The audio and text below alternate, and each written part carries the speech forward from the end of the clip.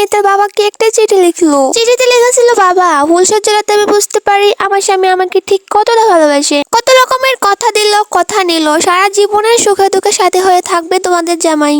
আমি যখন কান্না করতেছিলাম তখন তোমাদের জামাই আমাকে জড়িয়ে ধরে সান্ত্বনা দিচ্ছিল। দূর পাগল, এক বাবা মাকে ছেড়ে এসেছো, তাতে কি হয়েছে? এখানে তো আরেক বাবা মা পাইছো। আমি আছি, তোমার দেওর আছে, ননদ আছে, এখানে কান্না করার সময় পাবে না তুমি, দেখে নিও। আমি জানি বাবা, তুমি হয়তো অনেক খুশি হয়েছো আমার চিঠিটা পেয়ে। তুমি হয়তো ভাবছো যে সুখের আশা মেয়েটাকে বিয়ে দিছো সে সুখে হয়তো আছি আমি, কিন্তু আমি তোমাকে ছেড়ে লিখছি অন্য একটা কারণে। বাবা, তুমি কেন ওদেরকে যৌতুকে টাকা দিলে না? এই 7টা পশুর মাঝখানে কেন আমাকে রেখে গেলে? বিয়ের পর দিন সকাল হতে না হতে শাশুড়ি মা তোমাদের গালিগালাজ শুরু করতে থাকে বিশ্রী ভাষায়। আমি তোমার জামাইকে জিজ্ঞেস করতে না করতে সে আমাকে বলে আমি কি মার সাথে ঝগড়া করব। ও হ্যাঁ, পরের দিন সকালে প্রথমবারের মতো শাশুড়ি মা আমার গালে চড় মারলো। আচ্ছা বাবা, তুমি কি কখনো আমার গায়ে হাত দিয়েছো নাকি মা দিয়েছে? আমি সবকিছু কান্না করে তোমাদের জামাইকে বললাম। সে উত্তরে বললো, এখন কি আমি আমার মাকে মারবো? যৌতুকের টাকা দিয়ে দিলে তো সব ঝামেলা শেষ হয়ে যায়, তোর বাবা মাকে বল সব টাকা দিয়ে দিতে। আমি বলি, বাবা তুমি কিছু একটা করো। তখন বাবা চিঠি হাতে নিয়ে কান্না করতেছিল। আমার বাবার একমাত্র মেয়ে ছিলাম আমি। তখন বাবা চিন্তায় পড়ে গেছিল যৌতুক কোথায় থেকে দিবে, কিছুই যে নেই তার। রূপবতী দেখে নিয়ে গেল, এখন ওরা আমার মেয়েটাকে মারধর করছে। মেয়েটার জন্য পরানটা ফেটে যাচ্ছে। 1 মাস পর বাবার কাছে আরেকটি চিঠি এলো, বাবা কত দূর কি করলে, আমি এত মারা সহ্য করতে পারতেছি না। শ্বশুর শাশুড়ি নোংরা নোংরা কথা বলে, শাশুড়ি যে কোনো সময় গায়ে হাত তুলছে। বাবা আমাকে খেতেও দেয় না, ভালো কিছু রান্না করছে ঠিকই, কিন্তু এরা আমাকে খেতেও দেয় না। বাবা তুমি যখন যৌতুক নিয়ে আসবে তখন বড় দেখে একটা ইলিশ মাছ নিয়ে আসবে, সাথে মাংসও নিয়ে আসবে।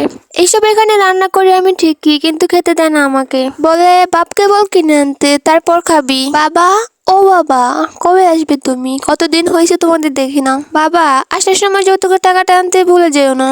মেয়ের বাবা আজকেও চিঠিটা ধরে কান্না করতেছে। 2 দিন পর আরেকটা চিঠি এলো। চিঠিতে লেখা ছিল, বাবা জানো আজকে 6 জন মিলে আমাকে মারছে। আমি 2 দিন উঠানে পড়ে আছিলাম, কেউ আমাকে দেখেনি। তোমার জামাই আমাকে বেল দিয়ে অনেক মারছে, নাকে ঘুষি দিয়েছে, রক্ত জমে আছে, দম নিতে কষ্ট হচ্ছে। দেবরান ননদ আমাকে অনেক শক্ত করে ধরে রেখেছে।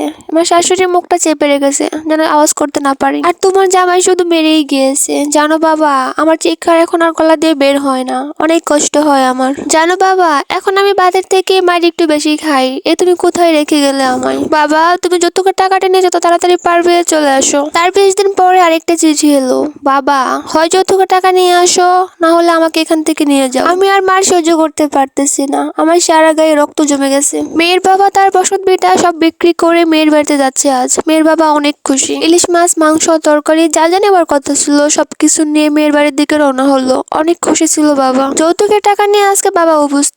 অনেকদিন পর আজকে মেয়েটাকে দেখবে। দরজায় ধাক্কা দিয়ে দেখে কুলে পিঠে করা বড় করা সেই আদরের মামুনি আজ দড়িতে ঝুলছে। এটা কোনো কাল্পনিক গল্প না, এরকম ঘটনা আমাদের আশেপাশে হাজারো ঘটছে। কত মেয়ে যে তার নিজের শ্বশুর বাড়ির অত্যাচারে জীবন দিয়েছে তার কোনো হিসাব নেই, যা হয়তো আমাদের চোখে পড়ে না বা আমরা খেয়াল করি না। যদি কখনো এমন ঘটনার সম্মুখীন হন অবশ্যই তার প্রতিবাদ করবেন। আপনার প্রতিবাদে হয়তো বেঁচে যেতে পারে একটি জীবন। সবাই ভালো থাকবেন, সুস্থ থাকবেন।